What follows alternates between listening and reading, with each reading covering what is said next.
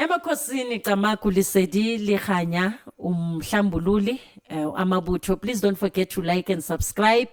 Sibonge nabo abaku membership channel. Ngizokhuluma ngesikolo sikaMoya ama testimonies akhona. Ngibeke abantwana bakaMoya ukuthi nabo bazikhulumele.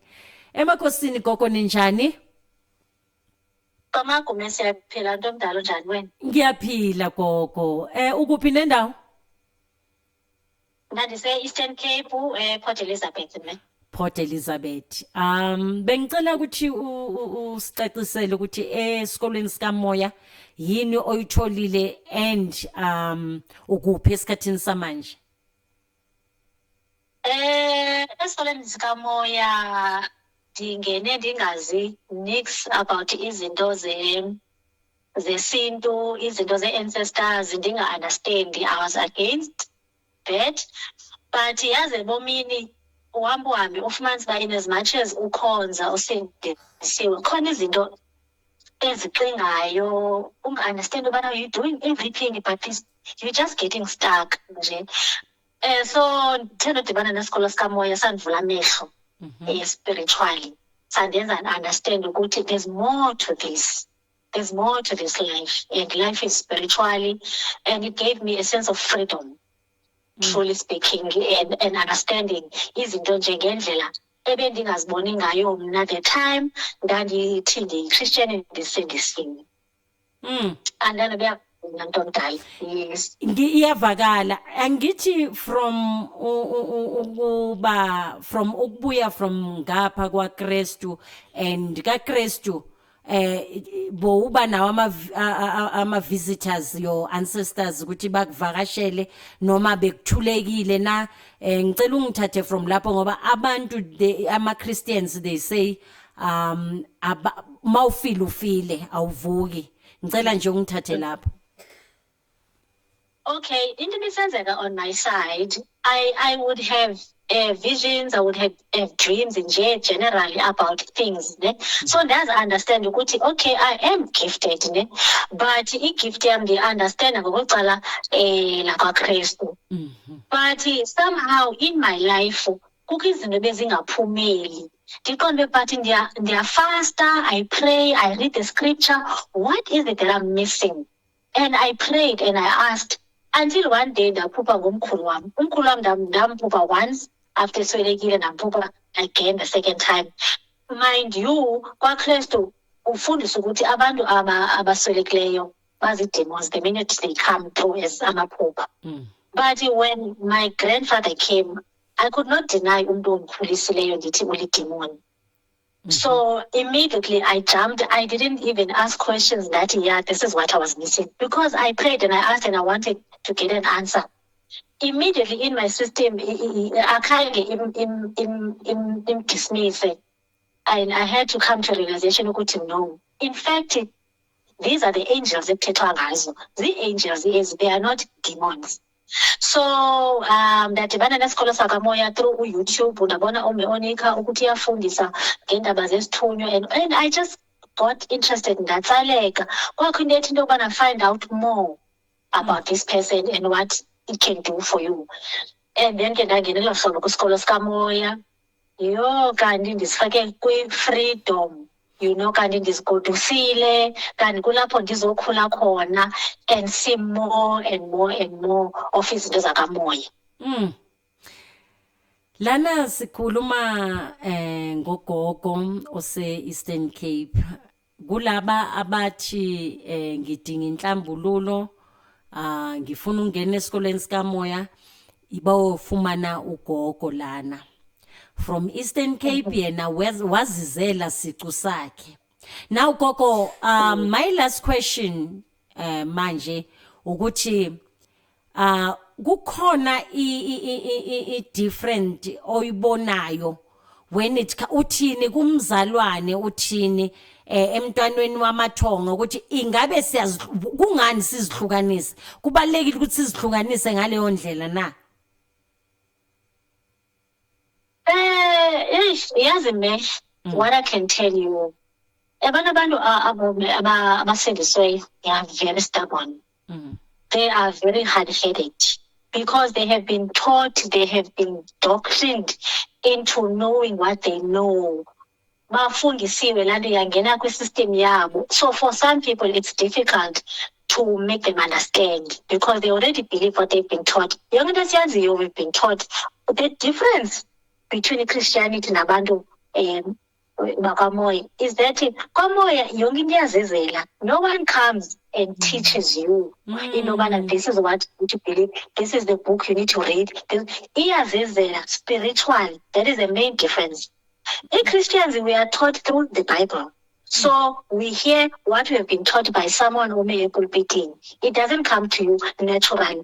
And what is in common about these things, both the faith, because both these sides, they believe what they say. And faith is something that is very powerful. Now, the minute you, in whatever you do, the minute you believe in something, is uhamba kanjani.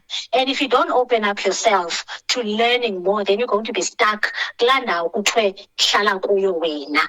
Uyayibona? So, yeah, so abantwana bakamoya and Christianity, you need to be willing. Your spirit needs to be willing, because in my case now, I was willing. I inquired about it. What is it that I'm missing in order for me to get to the next level? And I just had to accept ukuthi my ancestors are not demons, they are my angels. And the minute I accepted that, these things are flow.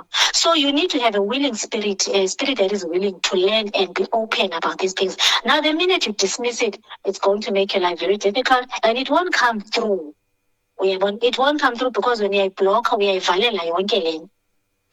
Tsamagogoko, yes, you remind me of something. Mhlawumbe uma singayithethi le kuzoba unfair emntwini ofuna ukuzwa this information.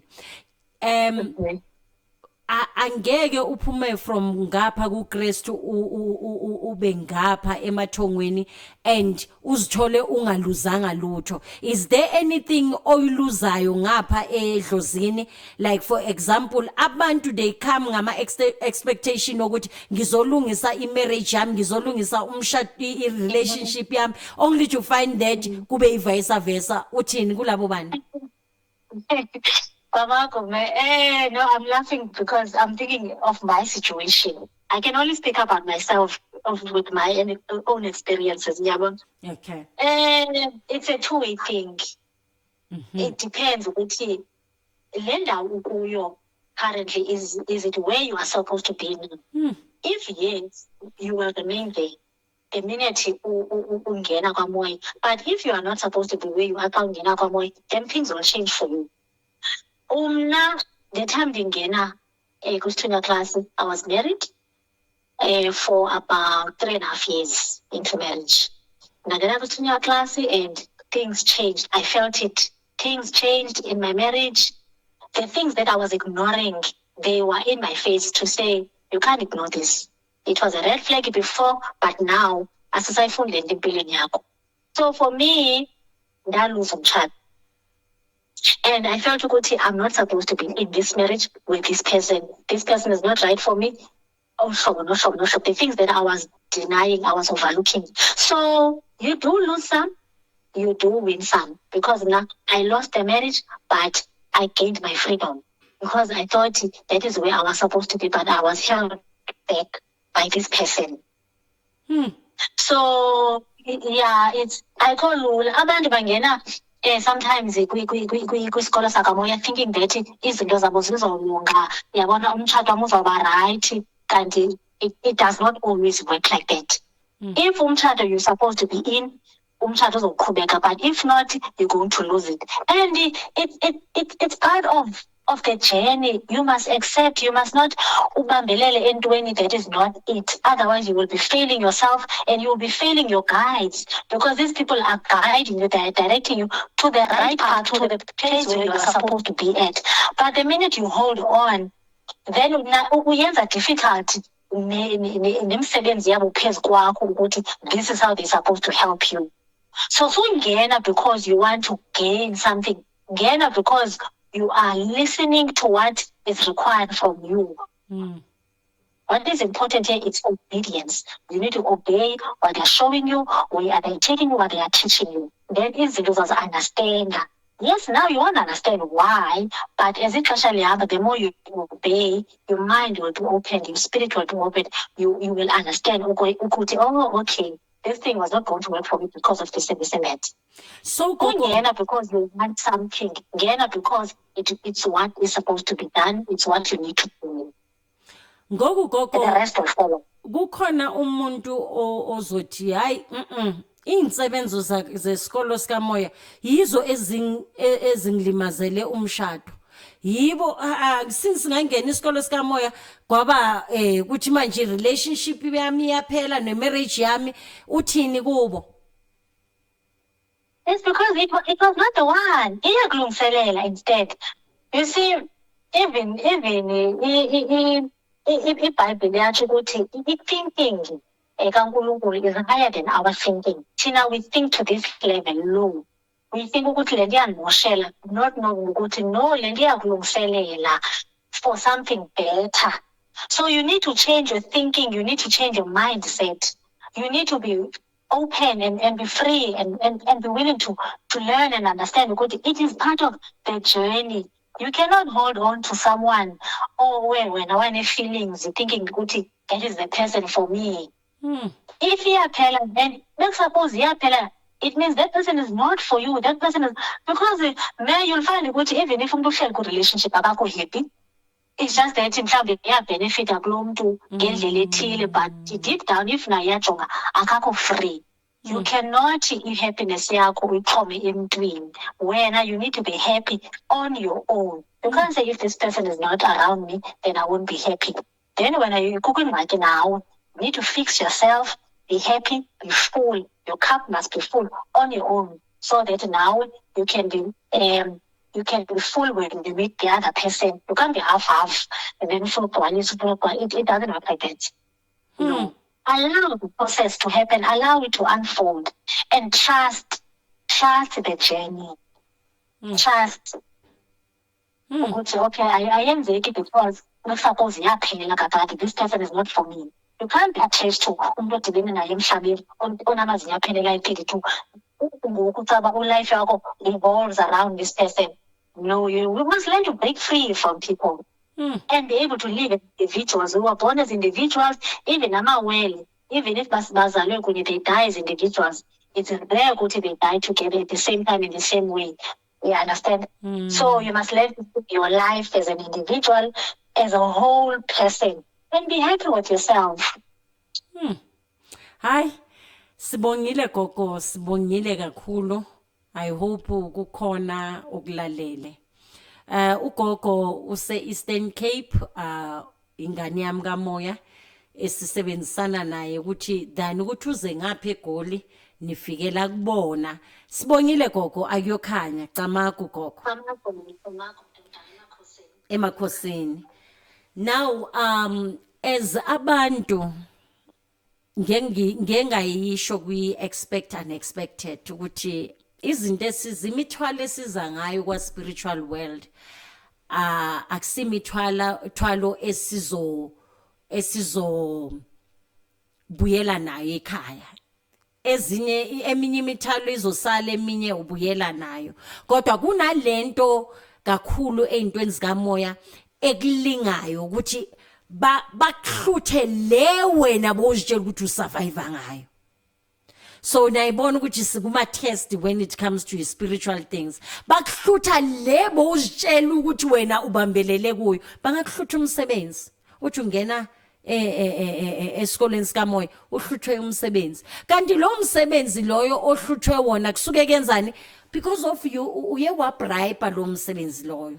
And njengoba uye wabribe unomnikazi wawo lo msebenzi wena obribile and now kuba lula nokuthi bakuthakathe bakubulala emsebenzini so indlela abakini othi mawungena ezintweni zeinsebenzo inhlambululo bakususe wena uthi since ngangena enhlambululeni ngaxoshwa kanti usindiswa ekufeni ngaleso sikhathi.